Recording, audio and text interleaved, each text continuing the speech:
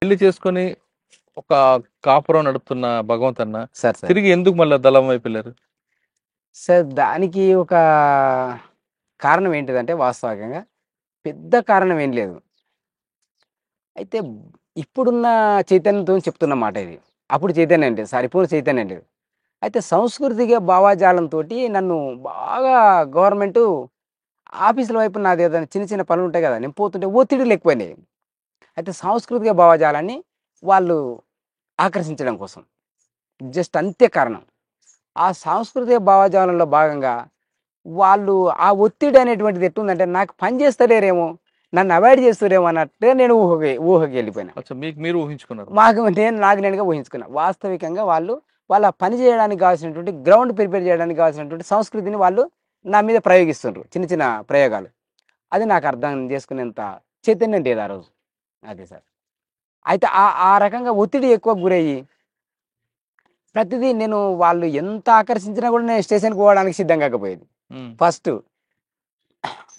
ఇక అరే మేము మీకోసం మేము లొంగిపోయినప్పుడు వాళ్ళే పరేవి చేసి వాళ్ళే టాక్టర్ ఇచ్చారు వాస్తవికంగా. పరేవి అంటే అదే చిన్న చిన్న అవును.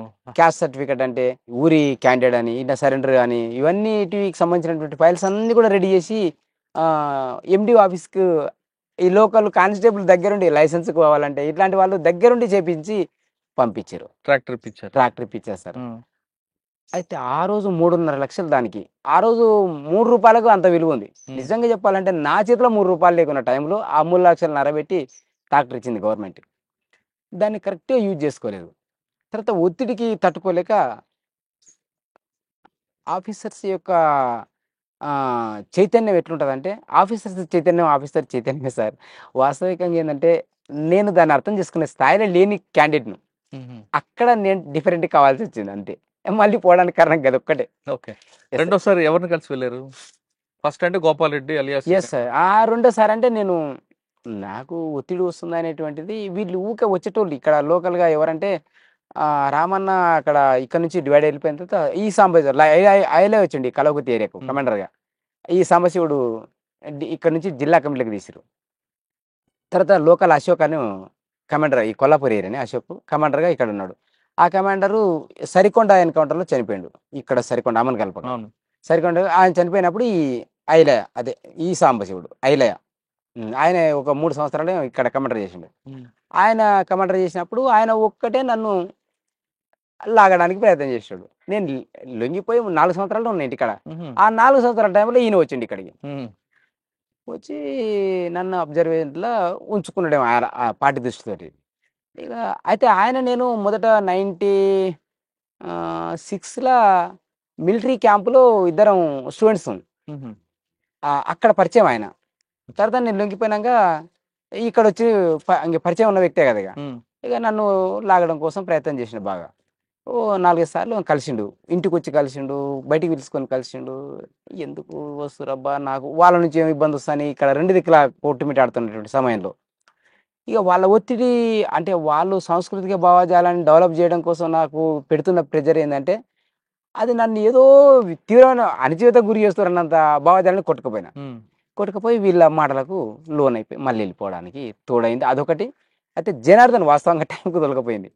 తోలకపోయిన టైం మాత్రం జనార్దన్‌ది. ఉమ్, అయితే ఎంకరేజ్ చేసింది సెకండ్ సారి ఈయన. ఉమ్, ఇంగ వాళ్ళు అట్లే అయితే అంతకంటే ముందు ఏందంటే ప్రభుత్వం దగ్గర సరెండర్ అయినోళ్ళను కొట్టేసేటటువంటి ఒక వేవ్ ఉన్నది ఒకప్పుడు. ఉహు, ఇగ అది 90 లోపట కావచ్చు. ఉమ్, లొంగిపోతే కొంత కాలానికి మళ్ళా కొట్టేస్తారు అనేటువంటి భయంతోటి కూడా కొంతమంది అభద్రతా భావంతోని జీవించేటోళ్ళు. ఉమ్. కానీ వాస్తవికంగా అప్పుడు నన్ను చాలా ఆకర్షించడానికి ప్రయత్నం చేసిండ్రు. అయితే అప్పటికి ఇప్పటికి ఇప్పుడు అర్థం చేసుకుంటున్నా ఆ విషయాల్ని. అప్పుడు నేను ఎంత తప్పు చేసినా అబ్బా! గీట్లాంటి విషయాలను నేను అర్థం చేసుకోక అనవసరంగా కొట్టుకుపోయానని ఇప్పుడు అర్థం చేసుకొని నీకు ఈ విషయం చెప్తున్నా. ఓహో. అది సరే. ఓకే. ఓకే. అలా రెండోసారి వెళ్ళిన తర్వాత సరే. మీరు చేసిన కార్యక్రమాలు ఏంటి? రెండోసారి వెళ్ళిన తర్వాత బాగా మిలిటరీ యొక్క ఏంది దళాల యొక్క ఇదే ఇగ దాడులు ఇవి అవి వాటికి గురి చేశారు సార్ అందరిని వాస్తవంగా. కానీ నేను ఆర్గనైజేషన్ ఫీల్డ్‌లో ఉన్నా. వాళ్ళు మిలిటరీ ఫీల్డ్ ఒకటి, ఆర్గనైజేషన్ ఫీల్డ్ అని 2 చేసిర్రు. ఆ రెండిట్లో భాగంగా నేను ఆర్గనైజేషన్ ఫీల్డ్‌కు నన్ను మార్చిర్రు. నన్ను ఆర్గనైజర్‌గా ఈ కలవకుర్తి ఆర్గనైజర్‌గా నన్ను ఇక్కడ బాధ్యతగా చేసేసారు ఉహు. లాస్ట్‌కు. కదా కలవకుర్తి ఆర్గనైజర్గా ఉంటూ మీరు చేసే కార్యక్రమాలు? ఈ కలగుర్తి ఆర్గనైజర్‌గా ఉంటూ ఏంటిదంటే 90 నుంచి నేను పనిచేసినటువంటి ఒక అనుభవం ఉంది కదా సార్ ఇక్కడ. అవును. అయితే 2000లో నేను డిసెంబర్ వెళ్ళిపోయాను మళ్ళీ. 2000 నుంచి మళ్ళీ వీళ్ళ దగ్గర పనిచేస్తున్నప్పుడు ఏంటంటే, పోయిన సంఘాలను మొత్తం గూడా మళ్ళీ రీపునర్నిర్మాణం కోసం కృషి చేశాను సార్ వాస్తవికంగా. హ్మ్. అయితే వాళ్ళప్పటికే ఏందంటే అనేక అణచివేతలకు గురయ్యాయి. అంటే హ్మ్, సంఘాలలో కొంచెం ఏమొచ్చిందంటే డిఫరెన్స్ వచ్చినాయి సార్ వాళ్ళ మధ్యల. ఆ డిఫరెన్స్ ఎట్లొచ్చిందంటే గ్రామాలలో అప్పుడు రాజకీయ పార్టీలు ఏం చేసినాయంటే కొన్ని సంఘాలకు గురి చేసింది. హ్మ్. అదే ఏది మహాలక్ష్మి గ్రూపులని, అదే. ఆహ్, బడి బడి చైర్మన్‌లు, బడి యొక్క బాడీ అని, విద్యా కమిటీ చైర్మన్. ఆ విద్యా కమిటీ ఇట్లాంటి కమిటీలకు గురి చేసిర్రు వాళ్ళందరినీ. అయితే ఆ సంఘాలు మర్చిపోయిర్రు. హ్మ్. ఈ సంఘాలలో బలి పడిపోయిర్రు. అప్పుడు తినండి వీళ్ళని టచ్ చేస్తే వీళ్ళు ఆహ్, పార్టీల మధ్యల కొట్లాటలు నాకు వైరుధ్యాలతోటి వస్తుర్రు నా దగ్గరికి. హ్మ్. వాళ్ళను మళ్ళీ ఒక కమిట్మెంట్ తీసుకురావడం కోసం నేనేం చేయగలనబ్బా! నేను సింగిల్ ఆర్గనైజర్ ఇక్కడ. హ్మ్. సింగిల్ ఆర్గనైజర్ సిస్టమ్ ఇక్కడ. 2000 లోపటనే ఇక్కడ మిలిటరీ యాంగిల్ ప్రకారంగా సెక్షన్ కమాండర్‌గా తిరిగేది ఇక్కడ. ఒక సెక్షన్ 7 మందితోని తిరిగేది దళం.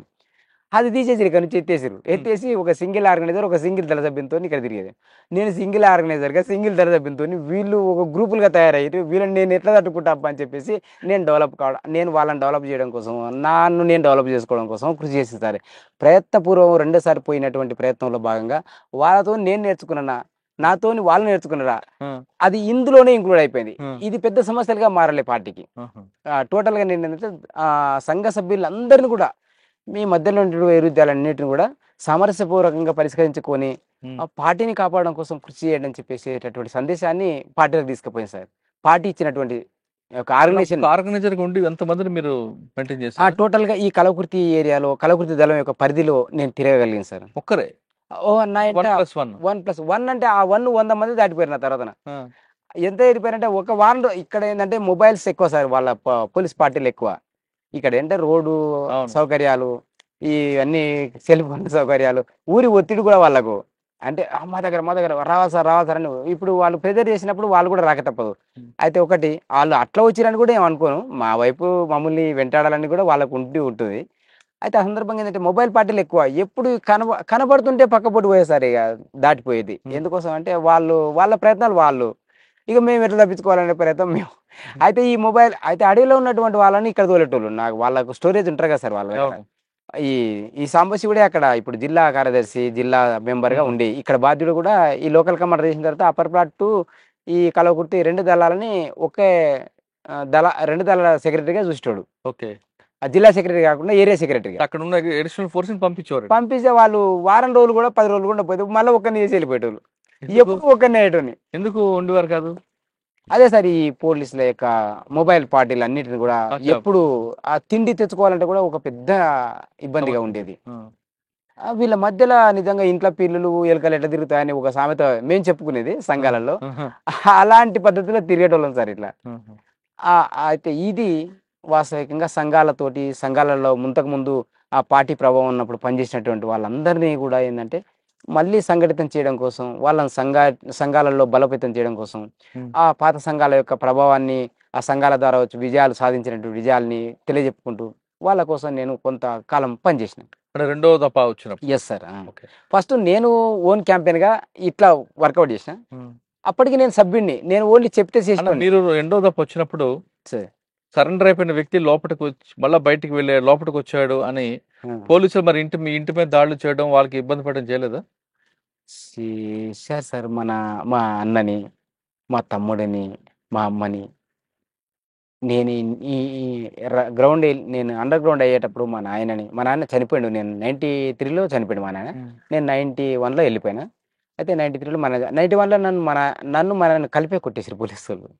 అయితే అయ్యో! మా కుటుంబం అందరూ వ్యక్తిగతంగా ఒకరొకరుగా దెబ్బలు తిన్నారు. హుహు. అయితే దెబ్బలు తిన్నారు. దెబ్బలు తిన్న తర్వాత వాళ్ళు సరెండర్ అయిపోయిందంటే వాళ్ళకు సరే ఏదో మీరు చెప్పేది వింటాం గానీ మమ్మల్ని బాధ పెట్టకండి. వాడొస్తే మేము చెప్తాం అంత కాదంటే. వాళ్ళు కాంప్రమైజ్ అయ్యారు. అయితే నేను వచ్చేది వాళ్ళకి చెప్పి రాకపోయేది కదా! నేను వచ్చేది నేను తిప్పలు కొద్దీ నేను వెళ్ళిపోయేది. అదే. మళ్ళా వచ్చినట్ట కదంటే వచ్చిండు సార్ మరి ఏం చేయాలి? నేను రావద్దు అననీకి రాదు వాడిని. వస్తే ఎందుకు వచ్చాం అననీకి రాదు. ఏం చెప్పాలనో తెలవదు మాకు. ఇక మీరు మమ్మల్ని పిలిస్తే మేము వస్తున్నాం. ఉన్న విషయం చెప్తున్నాం. మీరు ఏ నిర్ణయం తీసుకుంటే మీ ఇష్టం. వాళ్ళొచ్చి వాళ్ళు తుపాకులతోనొచ్చి మేము అప్పుడు 7 మందిం సార్ ఇక్కడ దళం. ఆ 7 మంది వచ్చేసరికి వాళ్ళేం చెప్తారు సార్ మాకు? అవును. నేనొక సభ్యుడిని అందులో. అట్లా ఉండే సార్ ఇగ.